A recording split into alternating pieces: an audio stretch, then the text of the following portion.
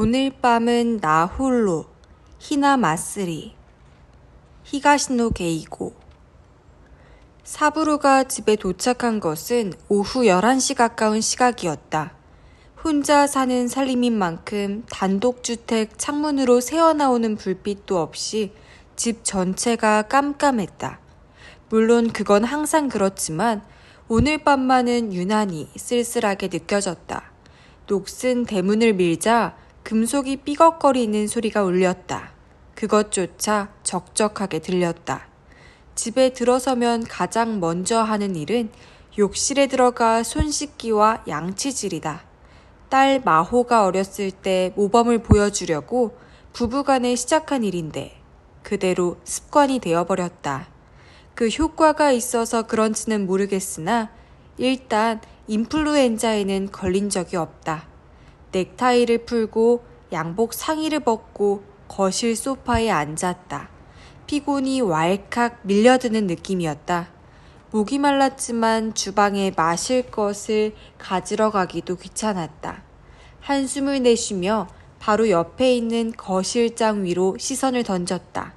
사진 액자 속에 안에 가나코의 웃는 얼굴이 있었다. 장례식 때 영정사진으로 쓴 것이다. 여보, 어떻게 생각해? 사부로는 하늘나라의 아내에게 물었다. 물론 사진 속의 가나코는 대답해주지 않는다. 하지만 그녀 특유의 침착한 간사의 사투리로 아이, 뭐 어때? 우리 마오가 괜찮다는데 라는 목소리가 들리는 것 같았다. 그래, 당신은 참을성이 강한 사람이니까. 그러니 그런 시어머니하고도 그럭저럭 잘 살아냈지. 하지만 마오까지 그렇게 참고 살라고 하고 싶진 않아. 사부로는 오늘 저녁의 일을 다시금 돌아보았다. 그래봤자 점점 더 우울해질 뿐이겠지만 뭐든 조금이라도 좋은 소재거리를 찾아내고 싶었던 것이다. 몇 시간 전 그는 딸 마호와 함께 도쿄 시내 고급 요정으로 향했다. 그곳에서 기다리는 사람들을 만나기로 했기 때문이다. 다름 아닌 마호의 약혼자 기다 슈스케의 양친이었다. 솔직히 말해 마음이 영 무거웠다. 회사에서 기술직으로 일해온 사부로는 처음 만나는 사람과 식사할 기회가 거의 없었기 때문에 그런 자리에는 서툴렀다. 게다가 상대는 앞으로 딸의 시부모가 될 사람들이다. 당연히 긴장할 수밖에 없는 자리였다. 가고 싶지 않다. 어떻게든 좀 미뤄볼 수 없나? 라고 생각하는 동안에 오늘이라는 날이 닥쳐온 것이다. 애초에 마호의 결혼 자체가 사부로로서는 예상 밖이었다. 물론 언젠가는 결혼을 해야지, 안 그러면 그것도 난처한 일이겠지만 그건 아직 한참 나중 일이라고 막연하게 생각해왔다. 그래서 처음 슈스케를 소개받았을 때에도 어차피 1, 2년 사귀다 헤어질 게 틀림없다고 생각했다. 지금까지도 내내 그래왔기 때문이다.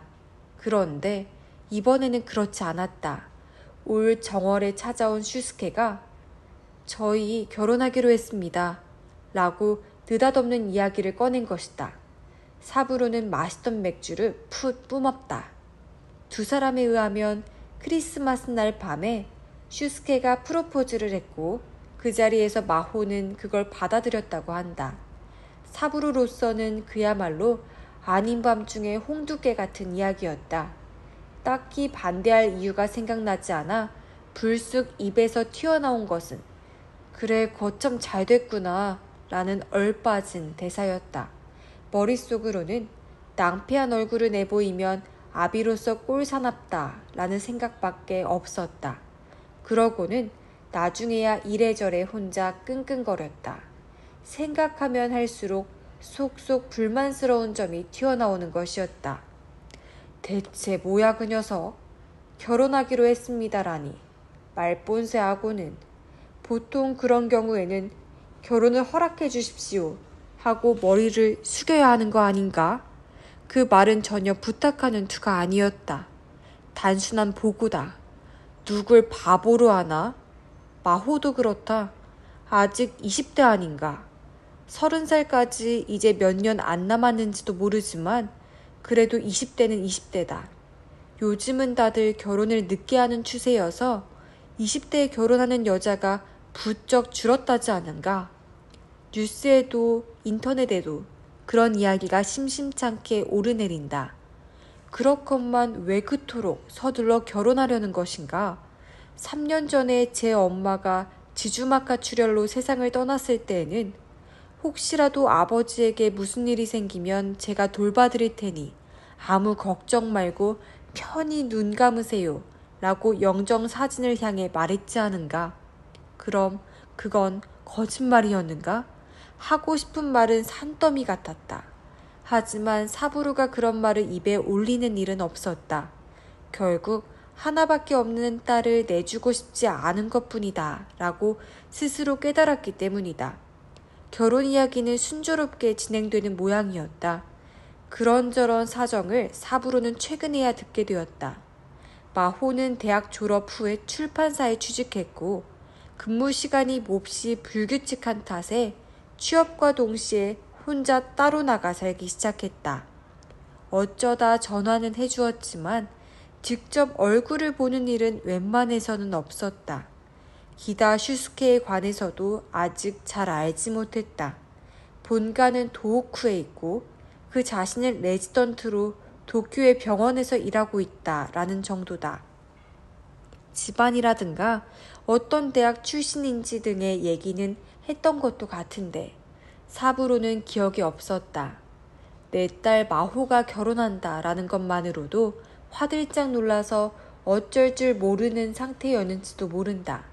그래서 오늘 저녁 요정으로 향하는 길에 그 집안에 대한 얘기를 마호에게서 들었을 때에는 크게 놀랐다. 도호쿠 지역에서 손꼽히는 종합병원을 경영하고 있고 부친이 그 병원의 원장이라는 것이었다. 그렇게 대단한 집안이었어? 저도 모르게 발을 멈추었다. 내가 말 안 했나? 얘기했던 것 같은데. 부친도 의사라는 얘기라면 들었던 것 같긴 한데.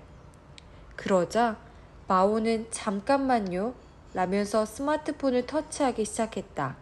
그러고는 이거라고 화면을 내밀었다.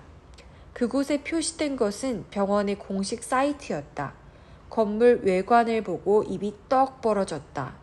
단순한 병원이 아니었다. 그야말로 대형 병원이다. 게다가 관련 시설을 살펴보고는 눈이 휘둥그레졌다. 노인 요양시설이며 보육원까지 경영하는 모양이었다. 뭐야 이거 엄청난 자산가잖아. 응, 그런 모양이야. 그 사람과 동양인 사람이 우리 출판사에 있는데 기다 집안이라고 말했더니 금세 알더라고. 그 지역에서는 꽤 유명한 명문가인가 봐. 마호는 제 엄마를 닮은 어렴무던한 어조로 말했다. 어허, 남의 일처럼 얘기할 상황이 아니지. 그렇게 굉장한 집안인 줄은 생각도 못했어. 이거 참 큰일이네. 우리처럼 가난한 집안과는 전혀 어울리질 않잖아. 우리 가난한가? 보통 수준인 것 같은데. 그 집안에서 보면 그렇다는 얘기야. 허참 이거야 원. 점점 더 내키지 않는 걸음이었지만 이제 와서 도망칠 수도 없어 약속한 요정으로 향한 것이었다. 그리고 약속 장소인 요정 앞에서 사부로는 또다시 서버렸다. 여태껏 한 번도 가본 적이 없는 최고급 요정이었기 때문이다. 마치 시대극에나 나올 법한 중후한 분위기가 감돌았다. 왜 또 하필 고르고 골라 이런 곳인가? 기다 집안에서는 도쿄에 올라올 때마다 이 요정을 자주 이용하는 모양이야. 마오가 말했다. 이 요정의 선대 주인이 슈스케 씨의 할아버지와 절친한 사이였대. 사부로는 한숨을 내쉬었다. 얼굴을 마주하기 전부터 압도당하고 있었다. 요정에서 슈스케와 함께 기다리던 사람은 작은 몸집인데도 침착한 관록이 느껴지는 남자와 예스러운 미인형 얼굴의 여성이었다. 정식으로 인사를 나눈 뒤 사부로와 마호도 자리에 앉았다. 처음에 오고 간 얘기는 거의 생각도 나지 않는다. 하는 일이며 건강에 대한 것 등을 물어보길래 적당히 대답한 것 같다. 나중에 마호가 아무 말 없었던 것을 보면 아마 이상한 말은 하지 않은 모양이었다. 기다 부부의 옷차림에 대해서는 또렷이 인상에 남아있다. 맞춤인 듯한 기다 씨의 양복은 봄에 착 맞아떨어지고 옷감이 은은한 광택을 내뿜었다. 부인이 입은 블라우스는 아마 실크일 것이다. 생선회를 먹을 때 간장이 튀기라도 하면 어쩌려고 저런 옷을 입고 나왔나 라는 쓸데없는 걱정을 해버렸다. 식사가 중반에 접어들 무렵부터 사부로도 좀 침착하게 대화를 하게 되었다. 그것을 눈치챘는지 부인이 두 사람의 결혼에 대한 이야기를 꺼냈다. 즉, 결혼 후의 생활에 대해 어떻게 생각하느냐라는 것이었다. 질문의 취지를 잘 알 수 없어서 네, 그건 본인들에게 맡겨두면 되지 않겠습니까? 라고 대답했다. 그 즉시 그쪽 부모의 얼굴이 환해졌다. 그럼 그 일은 아버님께서도 양해해 주신 것으로 생각해도 되겠지요? 부인이 확인하듯이 물었다. 그 일이라고 하시는 건 무슨 일인지 몰라 사부로가 고개를 갸웃거리자 아, 그건요 라고 마오가 옆에서 말했다. 아빠에게는 아직 자세한 내용까지는 말씀드리지 못했어요. 어머, 그러니? 하지만 방금 본인들에게 맡기겠다고 하셨잖아. 그렇죠. 부인은 사부로에게 웃음을 건네며 말했다. 아, 저기 그게 무슨 말씀이신지. 사부로는 예의상 마주 웃으며 머리를 긁적였다. 그러자 부인은 너희가 직접 말씀드리는 게 어떻겠니? 라고 아들을 채근했다. 네, 라고 대답하고 슈스케가 사부로에게로 얼굴을 향했다. 그리고 그가 꺼낸 이야기는 사부로의 머릿속을 한순간에 하얗게 만들어버렸다. 머지않아 슈스케의 레지던트 기간이 끝날 예정이라서 그 뒤에 결혼하겠다. 그와 동시에 고향으로 돌아가 본가에서 경영하는 병원에서 근무하겠다. 라는 것이다. 물론 마호도 그를 따라간다. 응? 아니 그래도 사부로는 마호를 보았다. 얘 출판사는 어떻게 하려고? 아, 그건 그러니까 딸은 말을 어물거렸다. 직장은 이제 좀 어렵지 않을까요? 부인이 웃으면서 거들고 나섰다. 설마 통근을 할 수도 없잖아요. 게다가 의사 일이라는 게 워낙 중노동이라서 역시 가정을 지켜줄 사람이 있어야죠. 그래도 넌 괜찮아? 마호에게 물었다. 응, 하고 그녀는 고개를 끄덕였다. 어쩔 수 없다고 체념한 것처럼 보였다. 저희 지역에서 다들 목을 빼고 기다리고 있습니다. 기다 씨가 말했다. 한시 바삐 슈스케가 병원에 와서 자리를 잡아줘야 안심이 된다는군요. 아마 제가 털썩 쓰러질 날이 그리 머지않다고들 생각하는 모양이에요. 와하하 하고 웃었다. 그 뒤에도 대화가 이어졌지만 사부로는 아무 생각도 없었다. 마호가 결혼하는 것뿐만이 아니라 먼 곳으로 가버린다는 것에 큰 충격을 받았기 때문이다. 냉장고에서 꺼내온 캔맥주를 마시면서 아니지 하고 사부로는 고개를 저었다. 마호가 먼 곳으로 가는 것 자체가 충격인 게 아니다. 그건 그것대로 유감스러운 일이지만 마호가 그걸 원한다면 아비로서야 얼마든지 포기할 수 있다. 말할 수 없는 불안감이 가슴속에 번져간 것은 일이 그렇지 않은 것처럼 생각되었기 때문이다. 마호는 어려서부터 책 읽기를 좋아했다. 날씨 좋은 날에도 밖에 뛰어나가 노는 일도 없이 늘 방에서 책을 읽었다. 그래서 출판사에 취직하겠다고 했을 때는 전적으로 응원했다. 멋진 책을 만드는 것이 꿈이라고 자주 말했었기 때문이다. 그런데 그 꿈은 이제 어떻게 되는가? 그만 끝인가? 지금 하는 일이 재미있고 아주 흡족하다라고 말하지 않았던가? 자신의 꿈과 직장을 그렇게 쉽게 내버려도 괜찮은 건가? 역시 사부로의 입장에서는 딸 마호가 좋아하는 남자를 위해 무리를 하고 있다는 생각을 억누를 수 없었다. 큰 아들이니 병원을 물려받아야 한다는 건 알겠다. 하지만 꼭 지금 당장 고향으로 내려가야 하는 건 아닐 것이다. 뭔가 다른 타협안은 없었던 것이냐고 한마디쯤 불만을 토로하고 싶었다. 기다 집안이 그 지역 명문가라는 것도 마음에 걸렸다. 실은 식사 후에 혼자가 되었을 때 사부로는 스마트폰으로 기다가를 검색해 보았다. 그랬더니 그 집안에 관한 정보가 줄줄줄 이어졌다. 그 지역 기업의 대부분에 어떠한 형태로든 관여하고 있었다. 그런 곳에 마호 혼자 뛰어들어도 과연 괜찮을까? 집안 친지들 중에는 입이 험한 사람도 있을 것이다. 도쿄에서 시집온 장남 며느리에게 이래저래 트집을 잡는 건 아닐까? 마호는 어느 쪽인가 하면 고분고분한 편이고 자신이 하고 싶은 말을 쑥쑥 내뱉는 타입은 아니다.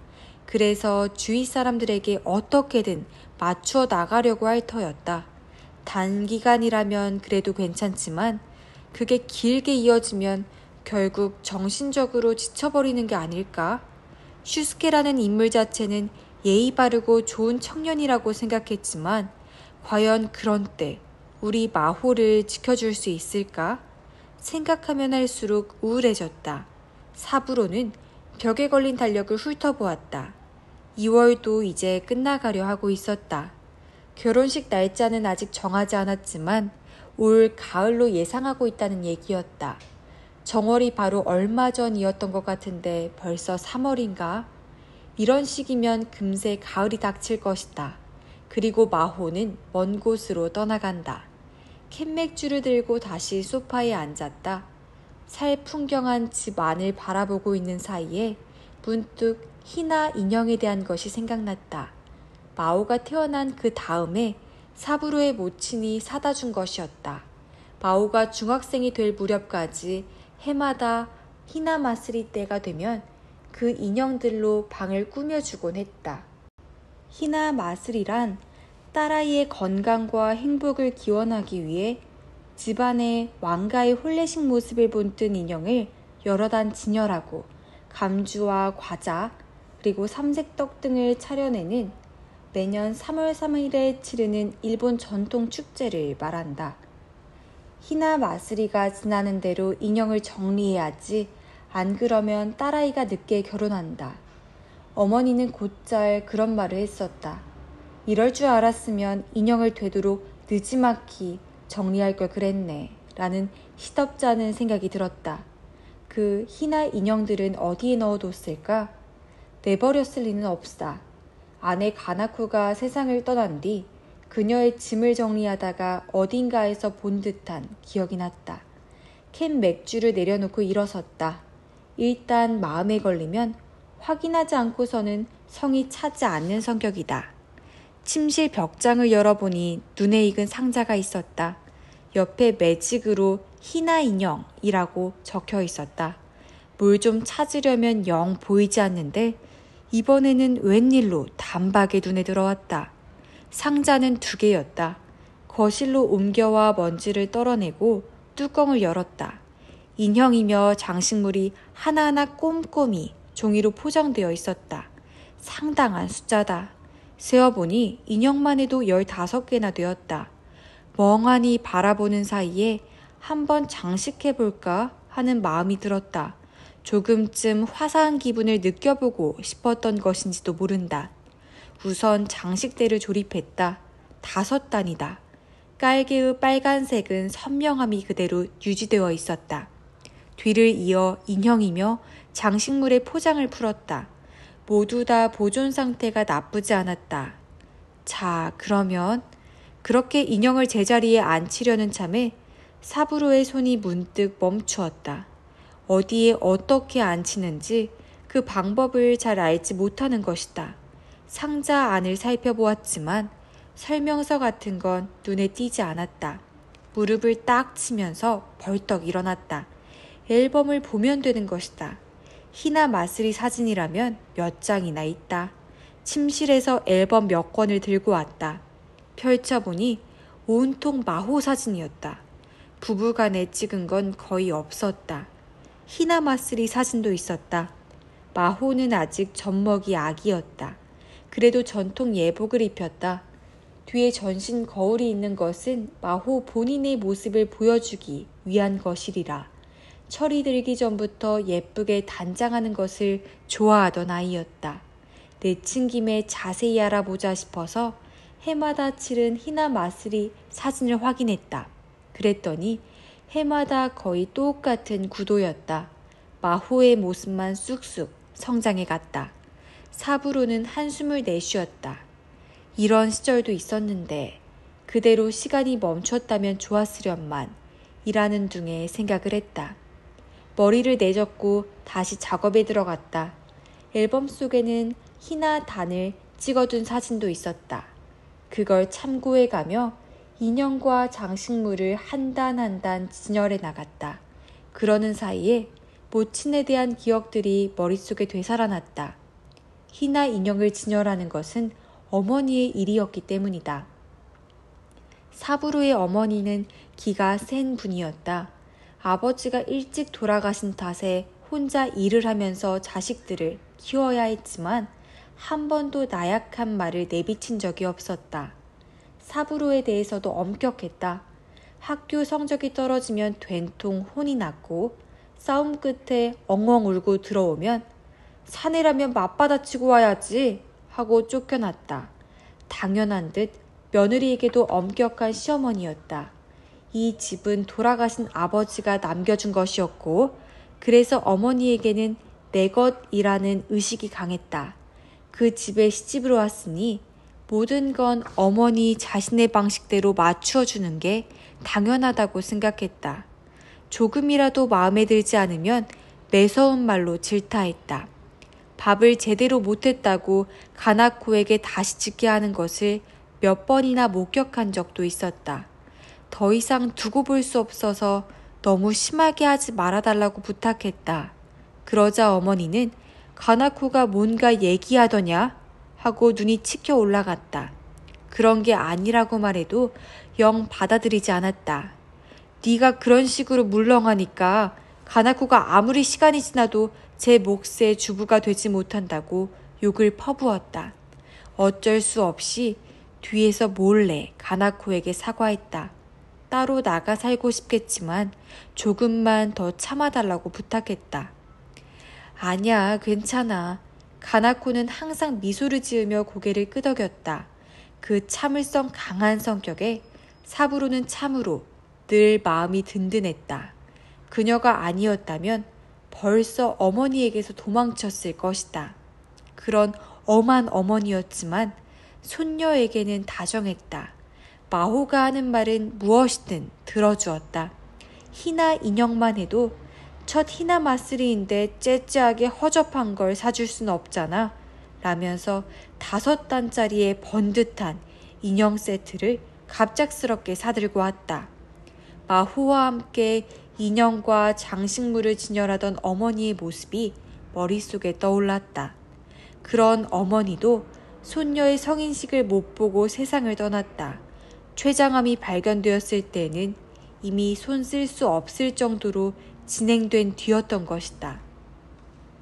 어머니가 떠나고 가나코는 마음이 편해졌을 터였다. 실제로 전보다 즐거운 것처럼 보였다. 하지만 그런 날도 오래가지 않았다. 아무런 전조도 없이 쓰러져 그 길로 망자가 되었다. 지주마카 출혈이라는 말을 듣고 사부로는 한층 더 암울한 기분이 들었다. 지나치게 일에 시달리던 사람이 그 병으로 쓰러진다고 들었기 때문이다. 발병의 한 가지 원인으로 스트레스가 꼽혔다. 가나코가 오랜 세월 강한 스트레스 속에서 살았다는 것은 쉽게 짐작할 수 있었다. 만일 그것이 원인이라면 자신에게도 책임이 있다고 사부로는 생각했다. 그런 만큼 마호의 일이 역시 걱정스럽다 라고 생각이 다시 원점으로 돌아왔다. 안 그래도 낯선 타양 땅인데 명문가라는 것으로 수많은 사람들의 주목을 받고 온갖 인맥에 얽매여 살아가지 않으면 안 된다. 분명 큰 정신적 부담을 떠안게 될 터였다. 내 딸이 가엾다. 어떻게 해결할 방법이 없을까? 생각해봤자 별 뾰족한 수가 없는 것을 또다시 고민하고 있었다. 이윽고 인형 꾸미기는 거의 다 되었다. 하지만 딱 한 가지 눈에 띄지 않는 부품이 있었다. 사진에 의하면 왕 인형은 한 손에 길쭉한 패 같은 것을 들고 있는데 그것이 어디에도 없는 것이다. 어쩌면 이건 분실되었는지도 모른다. 뭐 이 정도면 됐지. 사부로는 희나 인형들을 바라보며 캔맥주를 손에 들었다. 맥주는 완전히 미적지근해져 있었다. 며칠 뒤 사부로는 마호와 함께 도쿄 시내의 모 호텔에 나와 있었다. 마호와 슈스케가 결혼식장 후보로 선택한 호텔이었다. 오늘 이곳에서 피로연 요리 시식회가 있으니 함께 가보자고 부탁한 것이었다. 원래는 슈스케와 둘이서 올 생각으로 예약을 했는데 그가 급한 일이 생겨 올 수 없게 되었다고 한다. 프랑스 요리의 미니 코스를 먹을 수 있다는 말을 듣고 나가볼 마음이 났다. 마호와 둘이서 식사하는 게 벌써 몇 년 만인가 하고 마음이 들떴다. 하지만 호텔에 와보고서야 크게 낙담했다. 기다 부인이 마호와 함께 앉아 있었기 때문이었다. 부인 말에 따르면 지난번 모임 뒤에 슈스케에게서 시식회 얘기를 듣고 자신도 참석하기로 한 것이라고 했다. 평소에 이래저래 신세진 분들인데 피로연 한 끼나마 편안히 대접하자면 무엇보다 요리가 가장 중요하거든요. 젊은 사람들만이 아니라 나이 드신 분들의 취향이며 세세한 것들을 아이들은 잘 모르는 경우가 많더라고요. 웬만하면 참견하고 싶지 않지만 이런 건 확실히 점검해 두는 게 좋겠다 싶어서요. 마오 아버님도 동감이시죠? 그야말로 청산유수로 부인은 말했다. 사부로는 예 하고 애매하게 대답해 두었다. 동시에 마호가 시식회에 자신을 부른 이유가 짐작이 갔다. 시어머니 될 사람과 둘이서만 밥을 먹는 자리는 아무래도 어색할 거라고 생각했던 것이리라. 시식회에는 호텔 연회장 한 곳이 사용되었다. 실제 피로연을 연상할 수 있도록 둥근 탁자를 줄줄이 차려놓고 참가자들이 그 자리에 앉아 식사를 하는 것이다. 둘러보니 참가자는 50명쯤 되었다. 당연히 젊은 커플이 많았지만 그 부모인 듯한 사람들의 모습도 간간히 보였다. 따라온 것이 자신들만은 아니라는 것을 알고 사부로는 조금쯤 마음이 놓였다. 이윽고 요리가 나왔다. 오르데브르부터였다. 하얀 접시에 기품 있게 담겨 있었다. 음식을 내온 웨이터가 공손한 말투로 소재며 조리법에 대해 설명해 주었다. 아주 맛있겠네. 사부로는 포크와 나이프를 손에 들었다. 이건 보리새우라고 했는데. 기다 부인이 웨이터를 올려다보았다. 진짜인가? 설마 흰다리 새우인 건 아니죠? 산지가 어디예요? 예. 침착하기 그지없던 웨이터가 그 즉시 불안한 얼굴이 되었다. 죄송합니다. 확인해보고 다시 오겠습니다. 그렇게 말하고 빠른 걸음으로 물러갔다. 부인은 흥 하고 코웃음을 쳤다. 요즘 워낙 먹을 것을 가지고 장난들을 많이 치니까요. 아무리 고급 호텔이라도 믿을 수가 없더라고요. 그렇지 않니, 마호? 네, 라고 마호는 고개를 끄덕였다. 그리고 부인이 요리를 한 입 먹는 것을 보고서야 포크와 나이프를 집어들었다. 미래의 시어머니보다 먼저 먹어서는 안 된다고 생각해서 내내 기다린 것 같았다. 조금 전에 웨이터가 돌아왔다. 죄송합니다. 오래 기다리셨죠? 요리장에게 확인해 본 바 보리새우는 사가현 아리아키에서 온 것이라고 합니다. 그리고 틀림없이 진짜 보리새우를 사용하고 있사오니 안심하고 드셔도 된다고 전해드리라고 했습니다. 그래요, 알았어요. 하지만 산지쯤은 그 자리에서 곧바로 대답할 수 있도록 해야죠.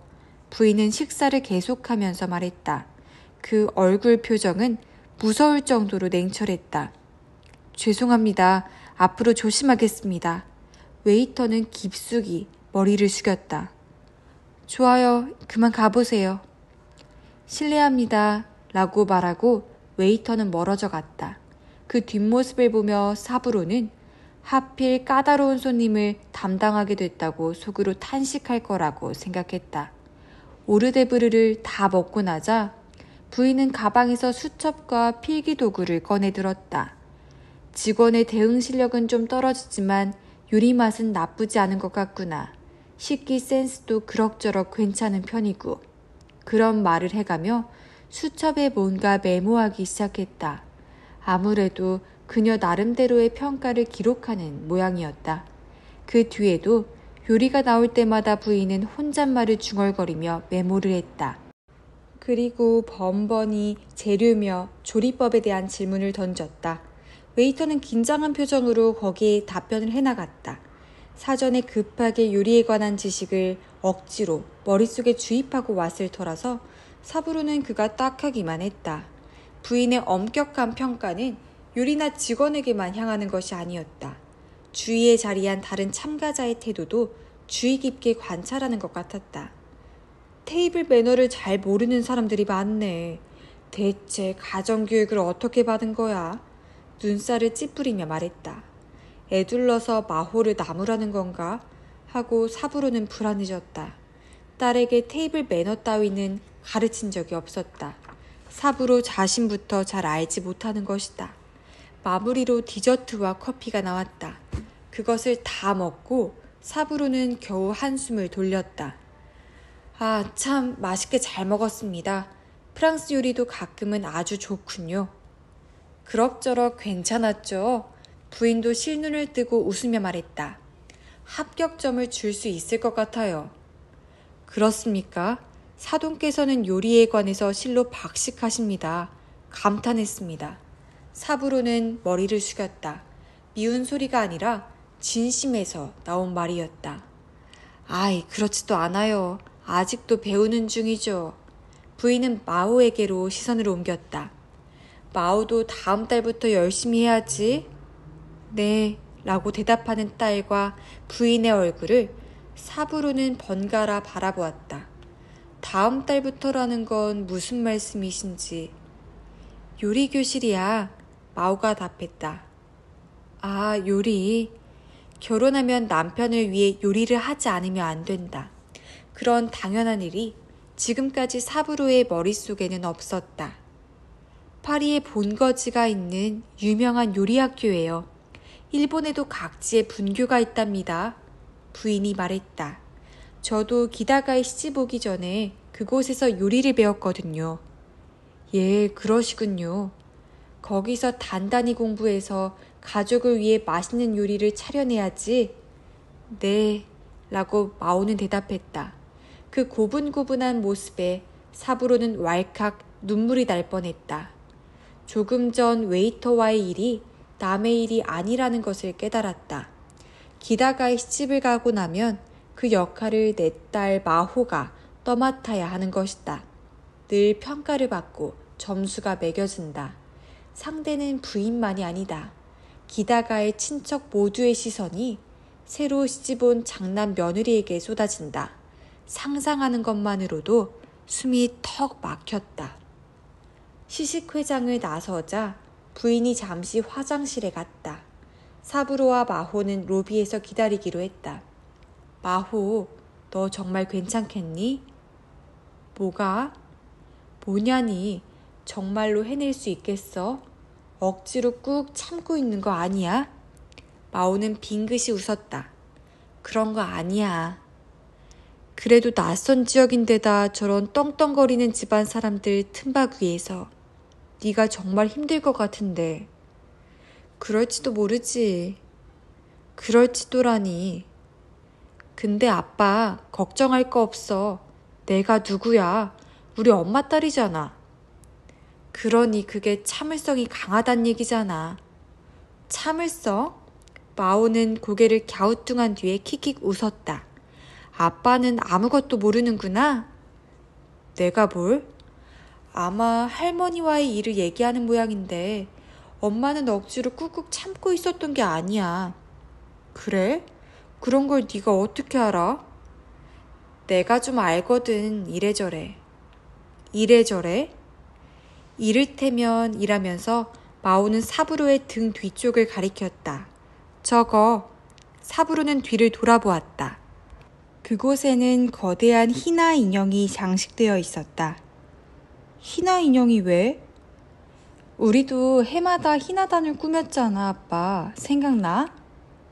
응, 생각나지. 며칠 전에 그걸 꺼내봤다는 것은 말하지 않았다. 근데 그게 뭐? 하지만 마호는 대답하지 않고 의미심장하게 웃을 뿐이었다. 이윽고 부인이 돌아오는 게 보였다. 사부로는 초조했다. 얘 뭔데? 어서 말해봐. 작은 소리로 재촉했다. 그 다음 얘긴 비밀. 아빠가 직접 생각해봐. 비밀이라니? 얘가? 기다리시게 해서 죄송해요. 부인이 다가왔다. 두 사람을 번갈아 보고 나서 마오에게 물었다. 무슨 일이니? 아니요, 아무것도 아니에요. 요리가 맛있었다는 이야기를 하던 중이에요. 응, 그래, 나쁘지 않았어. 부인은 사부로를 향해 머리를 숙였다. 오늘 함께 해주셔서 고맙습니다. 아니요, 저야말로. 서둘러 응했다. 마호는 부인을 도쿄역까지 배웅하고 갈 모양이었다. 택시 승차장에서 두 사람을 보낸 뒤 사부로는 다시 호텔 로비로 돌아와 조금 전에 희나 인형들 앞에 섰다. 7단이나 되는 훌륭한 진열대였다. 인형이며 장식물 하나하나의 규모가 컸다. 아빠는 아무것도 모르는구나. 조금 전 마호의 말이 마음에 걸렸다. 무엇을 어떻게 모른다는 것인가. 아무리 쳐다봐도 답이 나올 것 같지 않았다. 하지만 그 자리를 떠나려는 순간 문득 깨달은 것이 있었다. 새삼 희나단으로 시선을 던졌다. 역시 그거다. 틀림없다. 누군가 담당하는 직원이 있나 하고 사부로는 주위를 둘러보았다. 그러자 검은 정장 차림의 여자가 무슨 일이십니까? 라면서 종종걸음으로 다가왔다. 가슴팍에 이름표를 달고 있는 것을 보면 호텔 직원인 모양이었다. 인매가 단정한 미인이었다. 이 꽃의 위치가 좀 이상한 거 아닌가요? 좌우가 바뀐 것 같은데. 위에서 5번째 단의 양 끝을 가리키며 물었다. 좌우에 다른 종류의 조화가 장식되어 있었다.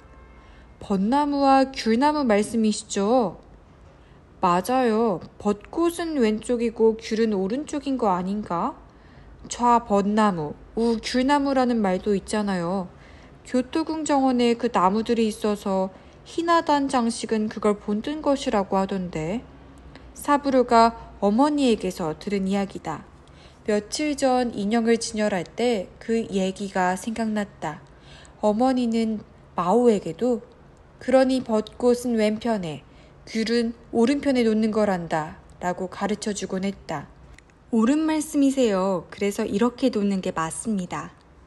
아니, 하지만 반대잖아요. 오른편에 벚꽃이 있는데. 사부로는 벚꽃 조화를 가리켰다. 호텔 여직원은 미소를 지으며 고개를 끄덕였다. 이 경우에는 좌우는 마주보고 정하는 게 아니라 어전쪽 방향에서 보는 것으로 정해진다고 하네요. 달리 말하자면 인형들 쪽에서 봐서 왼쪽이냐 오른쪽이냐를 정하는 거예요. 인형들 쪽에서? 사부로는 그 자리에서 우향우를 해서 희나 단의 등을 향했다. 당연히 좌우는 반대가 된다. 아하, 그렇군요. 이걸 착각하시는 분들이 꽤 많더라고요. 맞아요. 우리 어머니도 그랬어. 여태껏 진열을 잘못했었네. 연배도 있는 분이었는데. 연세와는 별로 관계가 없을 수도 있습니다. 예전에 그 사토 하치로라는 분도 착각하셨다고 하니까요. 사토 하치로? 옛날부터 유명한 히나마쓰리 동요가 있지 않습니까? 그 노랫말을 지은 분이 사토 하치로 씨예요. 아, 그래요? 근데 착각을 했다는 건 무슨 말이죠? 히나마쓰리 노래 3절에 붉은 얼굴의 우대신이라는 노랫말이 나오는데 아시는지 모르겠네요. 그게 바로 저 인형 얘기예요. 호텔 여직원이 가리킨 것은 4번째 단에 마주하고 오른편에 놓인 인형이었다. 활을 손에 들고 화살통을 등에 메고 있었다. 하얀 수염을 길렀지만 아닌 게 아니라 얼굴이 조금 붉었다. 그 노래의 어디가 잘못이라는... 아하! 사부르는 입을 해 벌렸다. 아셨습니까? 좌우가 반대니까 그건 우대신이 아니라 좌대신이구나. 네, 그렇죠. 지금 보시는 대로 오른쪽 인형보다 나이가 많죠. 그 당시에는 오른쪽보다 왼쪽이 직급이 높았기 때문이라고 하네요. 그렇군요. 우대신보다 좌대신이 더 높은 사람이지. 네, 그렇습니다.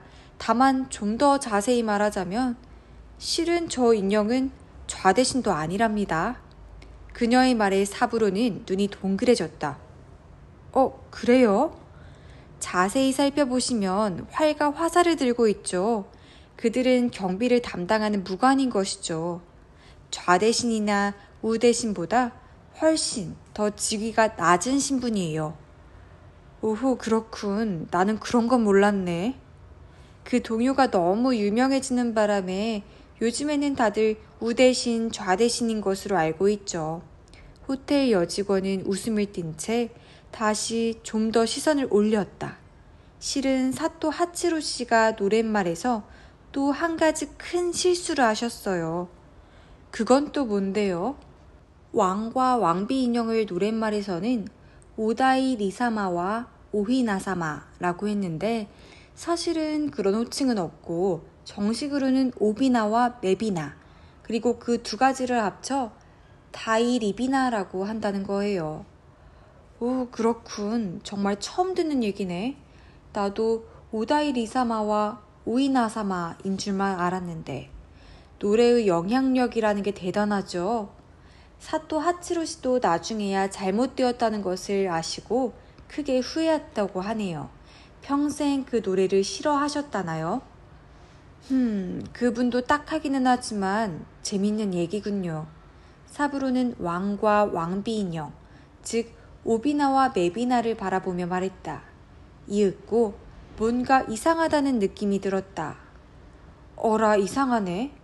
조금 전에 오른쪽보다 왼쪽이 더 지위가 높다고 했죠. 하지만 왕은 마주하고 왼편, 즉 인형들 쪽에서 보자면 오른편에 앉아 있어요. 이건 어떻게 된 거죠? 아주 좋은 점을 지적해 주셨어요. 호텔 여직원은 오른손을 살짝 들면서 말했다. 정확한 말씀이세요. 그래서 예전에는 왕 인형을 왼편에 진열했습니다. 지금도 교토등지에서는 그렇게 하고 있죠. 그런데 왜 그게 반대가 됐을까요? 다이쇼 왕의 영향 때문이라고 하는군요. 일본에서 최초로 혼례식을 올린 게 다이쇼 왕인데 그 자리에서 오른편에 서셨다고 합니다. 그래서 그때부터 히나 인형의 배치도 이렇게 바뀌었다는 거예요. 그렇군. 와, 그나저나 참 잘하시네. 완전히 히나 인형 박사예요. 여직원의 얼굴을 새삼 찬찬히 바라보았다. 그녀는 쓴 웃음을 지으며 손을 흔들었다. 천만의 말씀이세요. 그저 벼락치기로 알아본 것뿐이죠. 해마다 히나 마쓰리 때가 되면 다시 급하게 찾아보곤 한답니다. 그렇다고 해도 정말 대단해요. 말이 나온 김에 한 가지만 더 알려줬으면 좋겠는데 왕 인형이 오른손에 들고 있는 저건 뭐죠? 저 길쭉한 팻말 같은 거. 아, 그건 홀이에요. 홀? 그녀는 주머니에서 수첩을 꺼내 볼펜으로 쓱쓱 글씨를 써서 보여주었다. 한자로 이렇게 씁니다. 그곳에는 홀이라고 적혀 있었다. 원래 조정에서 왕이 정무를 보거나 의식을 치를 때 꼭 필요한 메모를 붙여둔 것이래요. 말하자면 커닝페이퍼인 셈이죠. 그것이 점차 의식용 장식이 되었다고 합니다. 도저히 벼락치기 공부라고는 생각할 수 없을 만큼 간결 명료한 설명이었다. 와, 그렇구나. 사부로는 왕 인형을 올려다보았다. 역시 우리 집 희나 인형에도 홀을 쥐어주는 게 좋을까? 라고 생각했다. 집에 돌아와 손 씻기와 양치질을 마치고 거실로 갔다. 가장 먼저 희나 인형부터 확인했다. 역시 벚꽃과 귤이 호텔의 희나단과는 반대로 놓여 있었다. 이게 무슨 일이람? 여태껏 틀리게 진열했던 것인가? 당장 벚나무와 귤나무를 바꿔놓았다. 혹시나 해서 좌대신과 우대신을 번갈아 살펴보았지만 호텔 쪽 인형과는 달리 그 두 개의 인형은 별 차이가 없는 것 같았다. 왕 인형을 살펴보았다. 역시 호를 쥐고 있지 않으니 뭔가 부족한 느낌이 들었다. 인형이 든 상자는 지난번에 꺼내놓은 채였다. 사부로는 다시 한번 상자 속을 확인해 보았다. 그러자 인형을 싸두었던 포장지 속에서 뭔가 휘리릭 떨어졌다. 주워보니 바로 그 홀이었다. 며칠 전에는 그렇게 찾아도 눈에 띄지 않더니 오늘 밤에는 어이없을 만큼 간단히 나타났다. 왕 인형을 손에 들고 그 홀을 쥐어주려고 했다. 인형의 오른손에는 홀을 꽂기 위한 구멍이 뚫려 있었다. 그곳에 끼워 넣기만 하면 되는 것이다. 그런데 그 구멍에 홀이 들어가지 않았다. 이상하다 싶어서 홀을 살펴보다가 원인을 알았다. 뭔가 들러붙은 것이다. 찬찬히 살펴보니 접착제인 것 같았다. 왜 이런 곳에 접착제가? 사부로는 왕 인형 쪽도 확인해 보았다. 그랬더니 왼손에 접착제를 붙인 흔적이 있었다. 이건 대체 어떻게 된 일인가? 호텔 여직원에게서 들은 이야기를 되짚어 보았다. 혹시 이 수수께끼를 풀 만한 힌트는 없었던가? 읽고 번쩍 떠오르는 게 있었다. 사부로는 이 또한 꺼내놓은 채였던 앨범을 펼쳐 희나 마쓰리 사진을 찾아보았다. 역시 그렇다. 사진마다 왕 인형은 왼손에 홀을 쥐고 있었다. 인형 자체는 원래 오른손에 홀을 쥐게 만들어졌기 때문에 이건 명백히 이상한 일이다. 즉 누군가 접착제를 사용해 억지로 왼손에 쥐어주었다는 이야기가 된다. 그 누군가는 누구인가? 사부로의 어머니일 리는 없다. 마호에게도 그런 일을 할 동기가 없다. 그렇다면 생각할 수 있는 것은 단 한 사람뿐이다.